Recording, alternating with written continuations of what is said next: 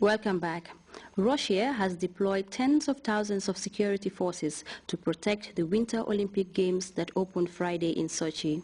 But concerns still remain high. On Thursday, the U.S. banned all liquids, aerosols and powders on board flights to Russia. The move came after intelligence suggested that terrorists may conceal explosives in toothpaste tubes. CNN Brian Todd found out how damaging that can be.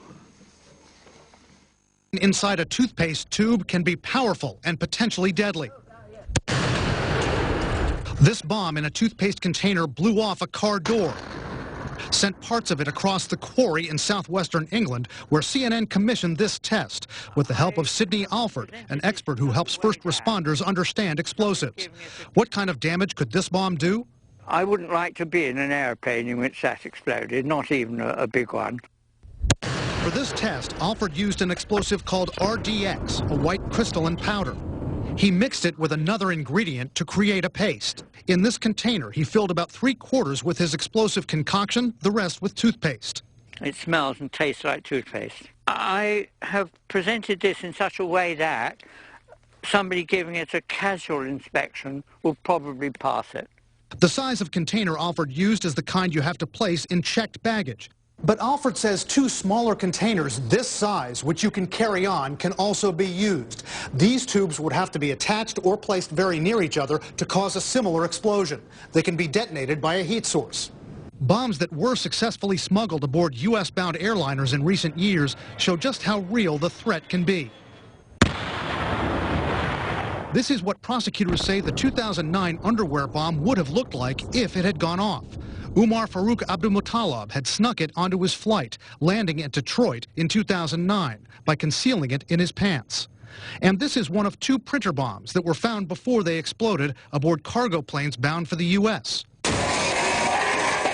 In a reconstruction for CNN, this is what Alford said one of those printer bombs could have done. If that had been part of an airplane's fuselage, then heaven help the airplane. That would have been a terminal event, I'm afraid. Alford's demonstrations, then and now, used 2 different types of explosives, which had similar effects. A toothpaste bomb has brought down a plane before. In October 1976, anti-Castro Cuban operatives hid explosives in a tube of Colgate and brought down a Cubana Airlines flight over the Caribbean. More than 70 people were killed. Brian Todd, CNN, Washington. After 9 years behind bars, convicted drug smuggler Chapel Kobe has been granted parole. Back in 2005, the Australian woman was found guilty of trying to smuggle 4 kilograms of marijuana into Bali. As it remains unclear when she will be released, let's look back on the trial and the media frenzy that had surrounded the case in Australia. He was a 27-year-old Australian beautician who'd just touched down for a beach holiday on the island of Bali. The customs officer said, whose boogie board bag? I said, it's my boogie board bag. Inside that bag, officials at Denpasar airport found more than 4 kilos of marijuana. And I swear, by God is my witness, I did not know the marijuana was in my bag. Throughout her 2005 trial, Chapel Corby maintained her innocence. Her lawyers argued that drugs were planted, possibly by airport employees involved in drug trafficking. I believe for 7 months, which I've already been imprisoned, is severe enough punishment for not putting locks on my bags. What Corby called a simple mistake turned into a 20-year sentence when a panel of 3 judges decided they didn't buy Corby's story. The sentence, well short of the life term prosecutors had called for, and the maximum penalty, death by firing squad. The trial heavily covered by Australian media, who scrutinised every twist and turn, often overwhelming Corby and her family. Corby's sentence sparked outrage across a country that largely believed she'd been set up and stoked fears that other young Aussies headed to Bali and other tourist hotspots across Southeast Asia could be next. We're sorry for her. I'll give her all the support we can. I'm not going to leave her stuck there for 20 years. It's insanity. Fears that were reinforced with the 2006 conviction of the so-called Bali Nine, a group of young Australians jailed in connection with trying to smuggle 8 kilos of heroin off the island. Indonesian authorities continue to defend their justice system. Corby has spent around 9 years behind these walls at Bali's Kerobokan prison, with regular visits from her sister Mercedes and her mother, continuing to maintain her daughter's innocence. Why would you admit to something that's not yours? After exhausting courtroom appeals, Corby appealed for clemency after a medical exam diagnosed her as suffering from acute depression with psychotic symptoms. And in 2012, Indonesia's president issued a decision that shaved 5 years off Corby's 20-year sentence and laid the foundation for her parole application. How are you feeling? And while some Indonesians have accused the authorities of giving Corby's case special attention, the country's Justice and Human Rights Minister says she's being treated the same as everyone else. In Bolivia, torrential rains have submerged villages, killed some people and stranded 40,000 others. The most urgent need is food and water. The government has declared a state of emergency, with the army helping in the evacuation of victims. CFI has more.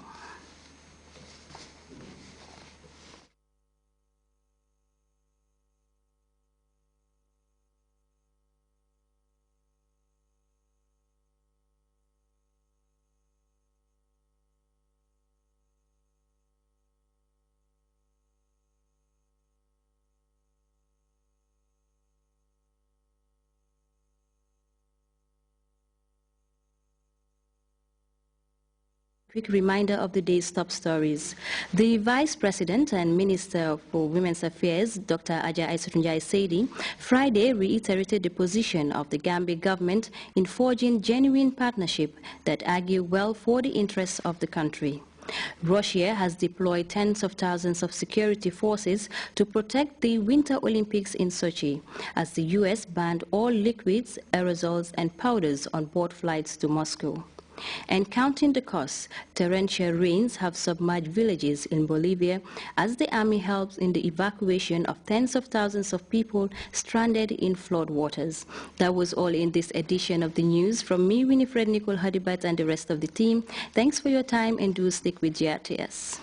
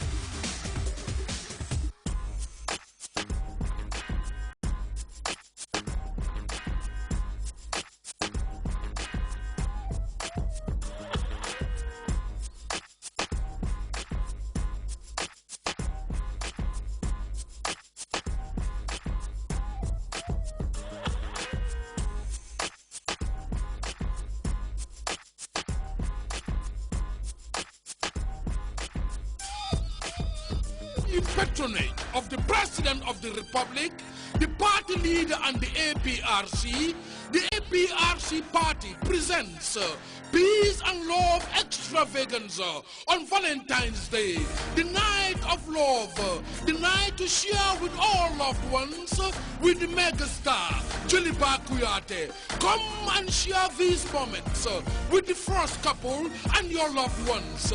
The Grand Gala event at the Senegambe Beach Hotel.